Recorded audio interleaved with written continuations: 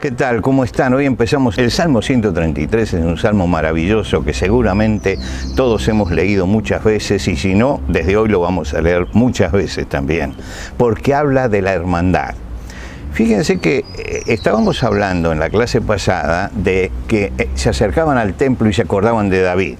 Y no es extraño eso, uno se imagina la caravana llegando y viendo los montes que rodeaban Jerusalén y la ciudad, y lo primero que se veía cuando se subían a los montes era que allí estaba el templo, y uno piensa, bueno, este cántico era el cántico ideal, el de David y la historia, y mostrar y la esperanza que tenían del Mesías.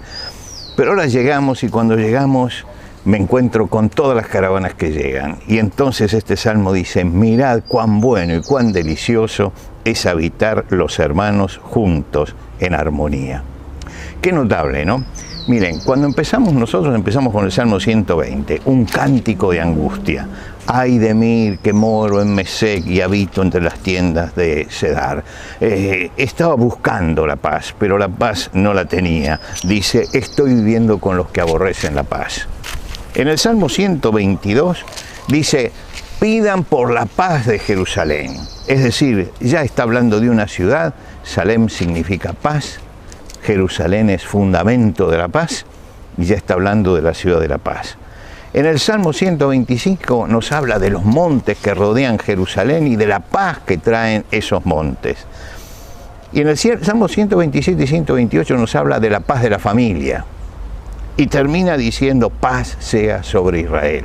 Es una búsqueda de paz. Y cuando llegamos a este salmo, en este salmo nosotros nos encontramos con la paz. Salmo 133 es los hermanos viviendo en armonía. Mirad cuán bueno y cuán delicioso es habitar los hermanos juntos en armonía. Fíjense que el hecho de estar juntos no significa armonía. Hay gente que vive junta, pero no tiene armonía. Entonces, el Salmo subraya esto. Esto es algo que es un detalle que siempre aparece en la palabra de Dios. Juntos, pero en armonía. Y lo grande no es que estén juntos, sino lo grande es que estén en armonía. La paz es cuando se cumple esto, que podemos estar juntos en armonía. La sociedad nuestra está comunicada, hipercomunicada, pero no hay armonía. Quiere decir que en alguna forma, a través de la tecnología, todo el mundo está junto, pero no hay paz. Acá se habla de los hermanos juntos en armonía. Hermanos, esto tiene que servirnos también para nosotros. ¿Por qué? El Señor, en la oración de Juan 17, oró por la unidad. Él dice, yo ya no estoy en el mundo, mas estos están en el mundo. Quiere decir que está orando por nosotros.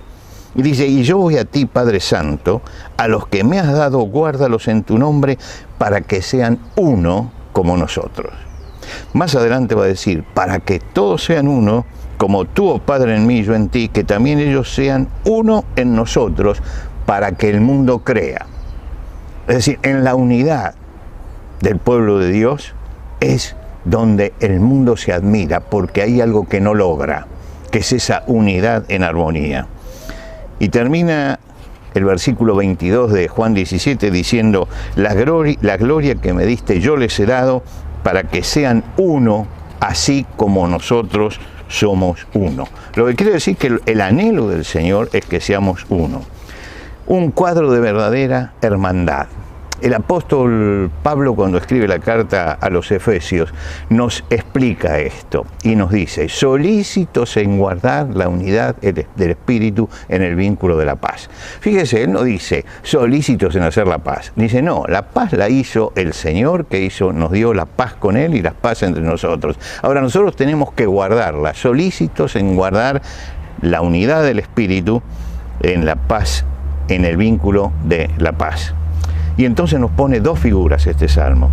La primera figura tiene que ver con el sacerdote de Israel. Dice, es como el buen óleo. Es una figura acerca de lo que significa la armonía y la paz de los que están juntos. Es como el buen óleo sobre la cabeza, el cual desciende sobre la barba de Aarón y baja hasta el borde de sus vestiduras. El sacerdote en Israel era ungido con aceite. Era una mezcla de aceites y esencias que tenía un aroma especial, pero que no se podía usar para cualquiera. Lo que quiere decir que los laicos no podían usar esa mezcla. Era una mezcla reservada para el sacerdote. Imagínense ustedes que esa mezcla era una mezcla aromática y el sacerdote cuando caminaba tenía esa unción y había un aroma alrededor de él, que era el aroma especial que la gente identificaba con la santidad y con el santuario de Dios. Era una mezcla esto, y en esa mezcla dice que se echaba esto y bajaba hasta la barba. Es decir, que el aceite en abundancia se derramaba sobre el sacerdote. El aceite este era símbolo del Espíritu Santo, ¿no? Que el Espíritu Santo iba llenando la vida. Y la armonía viene por la presencia permanente y grande y viva del Espíritu Santo entre nosotros cuando lo dejamos que se deslice en nuestra vida. Y dice, bajaba por las barbas hasta el borde de sus vestidos. Hasta el borde de sus vestidos. Yo durante mucho tiempo me pregunté cuál era el borde que marcaba esto. Y finalmente, en el hebreo se puede traducir la palabra borde hasta el escote de su vestido. Quiere decir que el aceite iba bajando y bajaba hasta el escote. ¿Por qué se llama el escote especialmente? Porque allí justamente el sacerdote tenía el efod. Y el efod era un delantal cuadrado que tenía en el pecho, que tenía 2 cintas que lo ataban al hombro. En el hombro tenía 2 piedras de ónice. En una piedra estaban escritos los nombres de 6 tribus y en la otra estaba escrito los nombres de las otras 6 tribus. Y sostenía ese cuadrado donde había 12 piedras diferentes, una por cada tribu. Y era todo un mensaje. Quería decir que el sacerdote tenía que preocuparse por llevar la carga de todo el pueblo en unidad y llevarla también en su corazón. Tenía que aprender que el ministerio sacerdotal, así como el ministerio pastoral, es ese, llevar la carga sobre los hombros, pero también llevarla sobre el corazón. Y decía, cuando el aceite baja, entonces llega a todo el pueblo. Y entonces ese pueblo está unido delante de Dios, desciende hasta allí. El Espíritu de Dios se derramaba e impregnaba al pueblo, por eso hay armonía. Y la otra cosa, la otra figura que trae, es la figura del monte Hermón. Dice que desciende sobre como el rocío del Hermón que desciende sobre los montes de Sión. ¿Por qué señala el Hermón? Bueno, el Hermón era un monte que estaba en el norte de Israel, era el monte más alto, en el límite con los pueblos del norte. Tenía de altura 2.815 metros y la mayor parte del año estaba nevado. De allí salían una cantidad de arroyuelos y de esos arroyuelos se formaba el Jordán. Lo que quiere decir que ellos estimaban muchísimo el Hermón y por eso muchas veces en la Biblia escuchamos las palabras admirativas del Hermón por su grandeza y por lo que recibían. Y lo que descendía del Hermón era la vida del pueblo, porque de allí descendía el agua.